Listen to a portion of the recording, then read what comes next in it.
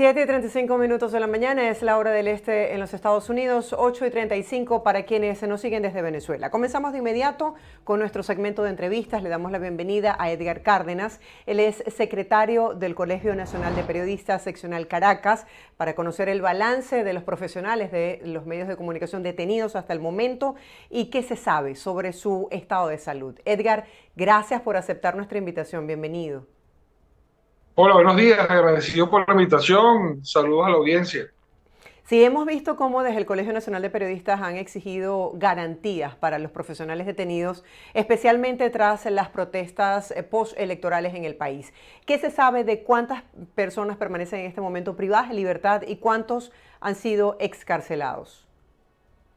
Sí, en los últimos días fueron encarcelados Gilberto Reina, el editor de un medio digital del Estado Bolívar denominado la Zapa Digital, y Daisy Peña, una reportera gráfica en el Estado Miranda, lo que implica que permanecen detenidos arbitrariamente 12 periodistas y trabajadores de la prensa.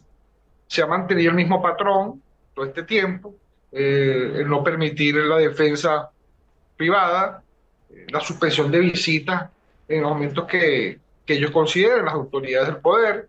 Eh, Tenemos los registros, por ejemplo, porque los familiares de algunos colegas detenidos hicieron una protesta, se les suspendió la visita. Es decir, sigue existiendo esa presión sobre no solamente los colegas que están detenidos, sino también sobre los familiares.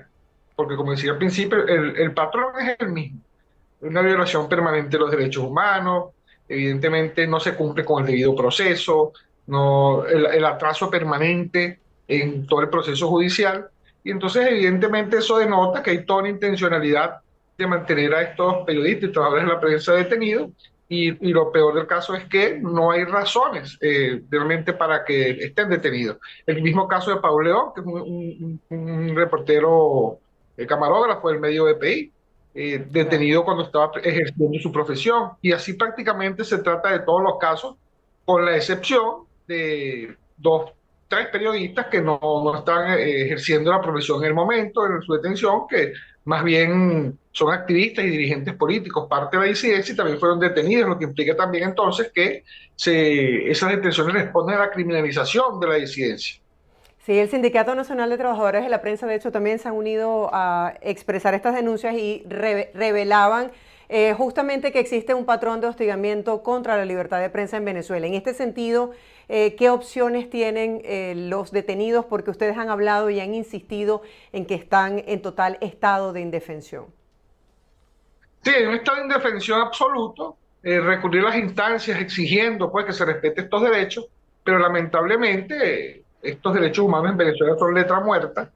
Más allá de los esfuerzos y la Ujú. presión, nosotros insistimos entonces en seguir visibilizando los casos para que la gente y el mundo conozca lo que acontece en esa materia, y por supuesto sirva de manera de presión para lograr mayores avances en cuanto al proceso de los juicios y la propia libertad de estos trabajadores de la prensa. Porque quienes han sido liberados con medidas cautelares, con presentación en tribunales, y siguen estando en juicio cuando no hay ninguna razón para que permanezcan detenidos, puesto que las imputaciones son las mismas: incitación al odio, terrorismo, todo aquello que viene previsto dentro del marco jurídico que se viene instalando en Venezuela, que lo que busca es precisamente censurar la prensa libre y criminalizar la opinión y la disidencia. Edgar, ¿qué información tienen sobre el estado de salud de algunos de los detenidos tras las protestas electorales? ¿Han sido reportados que tienen enfermedades previas a la detención? Sí, ahí hay unos casos, pero fueron atendidos, eso sí debemos reconocerlo. El mismo caso de Carlos Julio Rojas, que tenía problemas de hipertensión, fueron atendidos debidamente de acuerdo a la información aportada por sus familiares, y así en el resto de los casos, pero siempre permanece el hostigamiento, la presión, el maltrato, que por supuesto eso incide en digamos, en cada uno de estos colegas detenidos, porque los afecta psicológicamente igual que los afecta al propio cuadro familiar. Claro. ¿El mayor número de detenciones ha sido en la capital o también hay un número importante en el interior del país? Sí, bueno, actualmente están detenidos 12, permanecen detenidos. Recuérdense que desde el principio nosotros hablamos de que llegaron a detenerse 19 colegas y trabajadores de la prensa, pero en esta oportunidad, sobre todo en la fecha postelectoral, los detenidos son prácticamente fuera del área de la capital. O sea, digamos que hay una relación equitativa allí, ¿no? Son más o menos pares. Sí, y cuéntame, ¿los familiares se han atrevido a denunciar los casos? ¿Cuáles son sus testimonios?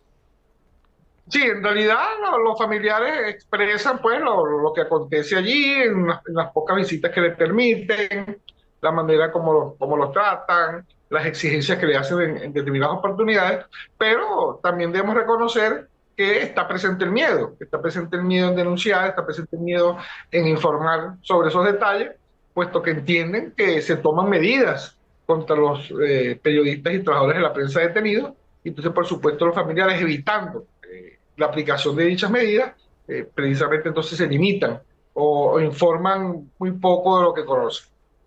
Edgar, cuéntanos cómo están las coberturas informativas en este momento en Venezuela. Sí, bueno, en Venezuela reina un clima de miedo.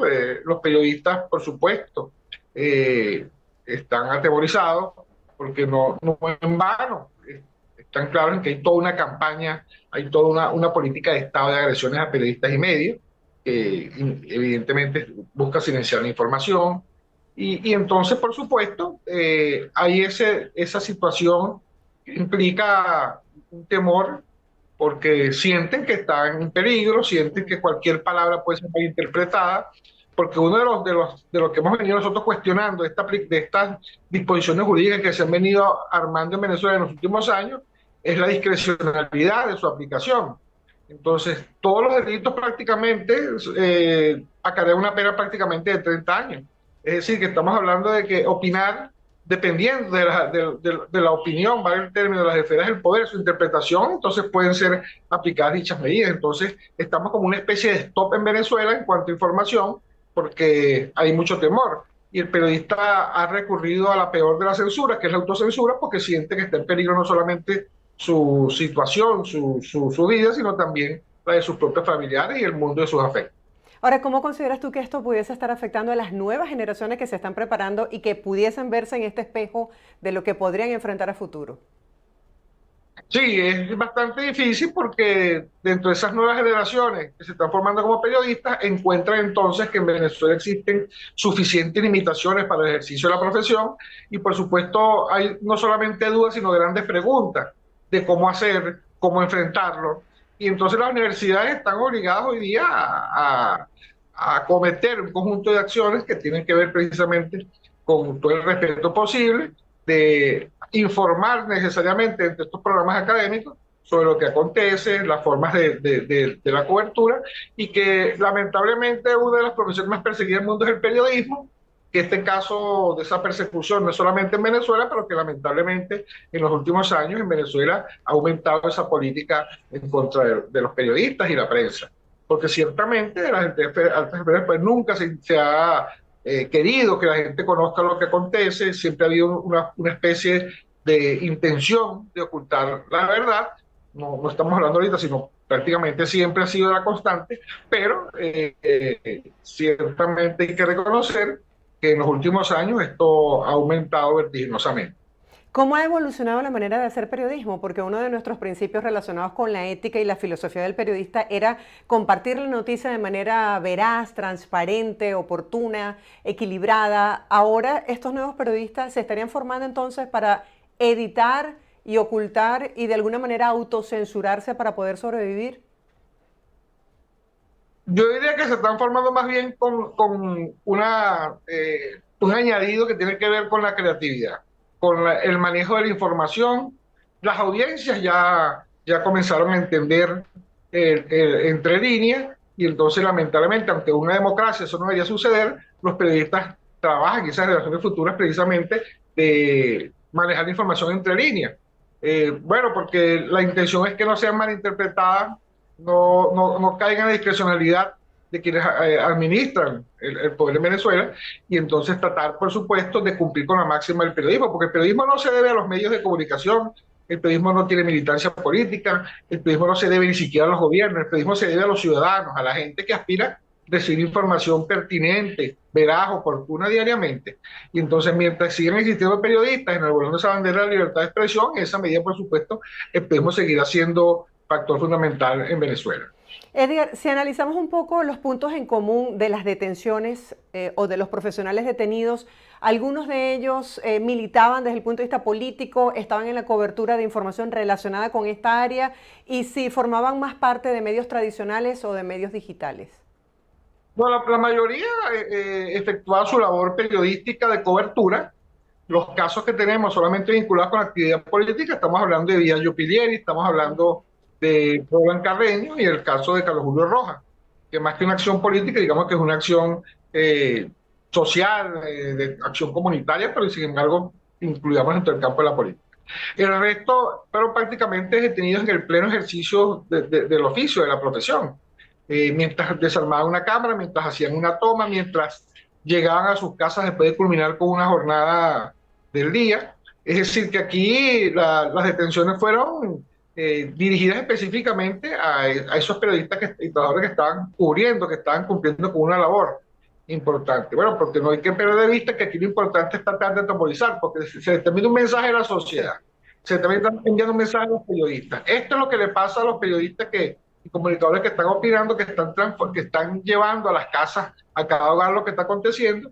Entonces ese mensaje implica que esas agendas de los medios no dependen precisamente de los medios de comunicación, sino que dependen entonces de esas altas esferas del poder gubernamental. O sea, es un mensaje bastante delicado porque evidentemente deja claro toda una intencionalidad, lo que por supuesto conspira contra la democracia y contra la propia pluralidad informativa.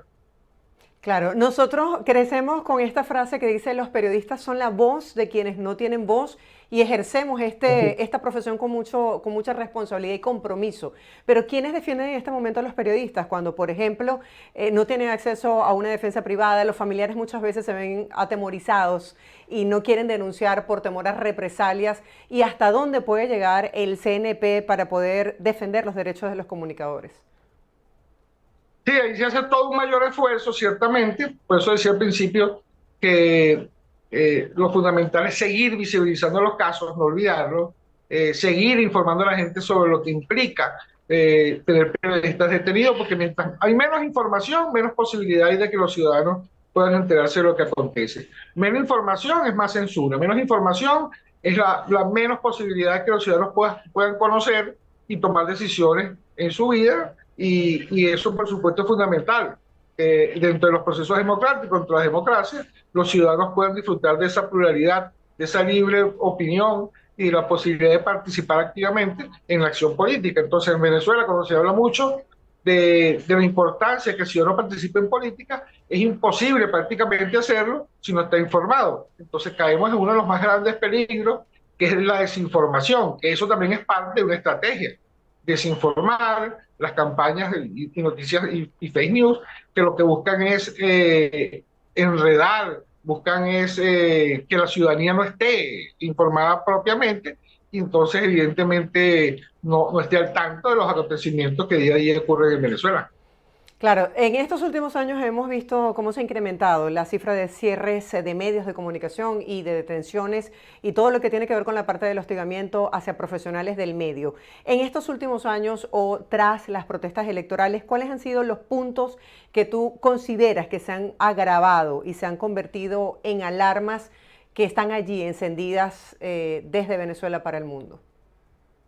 Sí, bueno, allí tenemos que, fíjense, en el mes postelectoral, o mejor dicho, entre enero y julio del año 2024 de este año, se han registrado 102 agresiones a periodistas y medios. Y ya en agosto estamos hablando de 204. Es decir, que 102 agresiones fueron solamente en el mes postelectoral entre detenciones arbitrarias, cierre de medios de comunicación, hostigamiento, opresión. Entonces, se usa mucho el hostigamiento directo, se usa mucho la amenaza, se usa mucho el uso de los, valga la redundancia, de los recursos del Estado para, por vía medios de comunicación, desarrollar campañas estigmatizadoras de periodistas y medios que cumplen solamente con la función de informar. el mismo cierre de las emisoras de radio, que estamos hablando que ya vamos por 21 emisoras en lo que transcurre el año. Sí. Se le teme mucho a este poder de informar, a un lápiz, una grabadora, ahora un teléfono celular, que son las únicas herramientas que tiene el periodista para poder ejercer la profesión. Un mensaje para todos esos periodistas que están en formación y que tienen ese gusanillo de querer informar bajo el contexto actual de Venezuela y en especial para los familiares de las víctimas en esta época de Navidad. Sí, ojalá que pudiésemos no hablar de periodistas y trabajadores detenidos, sino que estuviesen con su familia en la Navidad. No se justifica que estas fiestas no las puedan celebrar en libertad, sino que estén detenidos en los calabozos del gobierno venezolano.